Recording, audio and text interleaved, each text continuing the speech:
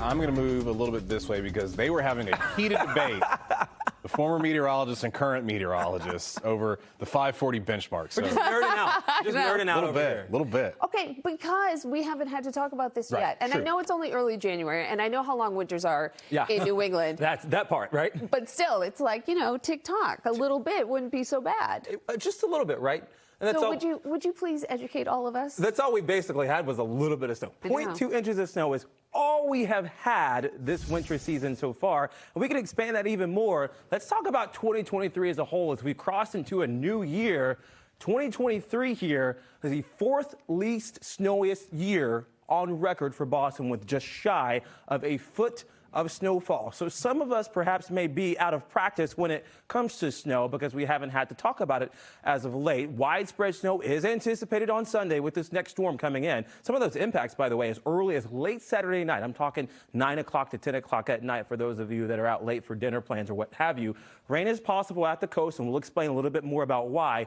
Breezy winds along the coast, too. Coastal flooding may come into the picture for the second half of the day on Sunday. That direction is also important, too. East-northeast winds. The good news with this thing is it is quick moving. It doesn't really stall out. It's an all-day event for Sunday. Now to the benchmark. This is sort of a litmus test or a markation on where storms go and what that will mean for the Northeast and the New England coastline here. If this storm were to push just to the west and northwest of the 40-degree north line and 70-degree north, or this dot right here, that would be a western track, bringing heavy snow farther inland and rain right along the I-95 corridor. Not so bad if you like to travel on wet roadways with rainfall. However, if that storm tracks just to the east of the benchmark here, or that marcation, then there's a little bit of rainfall and heavier snow right along the coastline, specifically across the New England coast, down across the Long Island Sound. And right on the money here, or in between, on that benchmark, that's when you really get some of the more prolific winter storms, not just for New England, but also for the Northeast as well.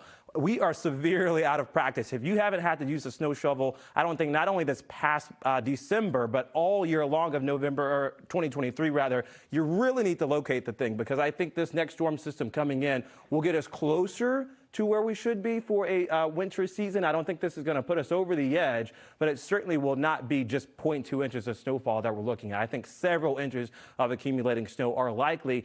In fact, going back to February 25th, 2022, almost 2 whole years ago, that was the last time we had a 3-inch snow or greater in one single day, sort of like this event will be in one single day. Now, that day was 8.5 inches of snow. I don't think we're quite there just yet for widespread totals. However, 1 or 2 spots across the Berkshires with some of that terrain-induced snowfall could certainly or likely become 6 to 8 inches in accumulating snow. No snow tonight, but plenty of cold. 29 degrees right now in Norwood, 28 in Canton, 38 in Boston. And remember that water also plays a role, too, because it's a tad bit warmer. So if you live right along the coastline with this next storm coming in, it's very likely there will be some rainfall mixed in. Tonight, we're down to 25 in Lowell, 27 in Fitchburg and Worcester, clocking in at about 29 to 30. Tomorrow, it's a milder morning. So, yeah, it will be frosty in spots, but not as severely cold as it was this morning, where temperatures were in the teens and 20s, and you had to have the defrost on in the car for maybe 15 to 20 minutes or so.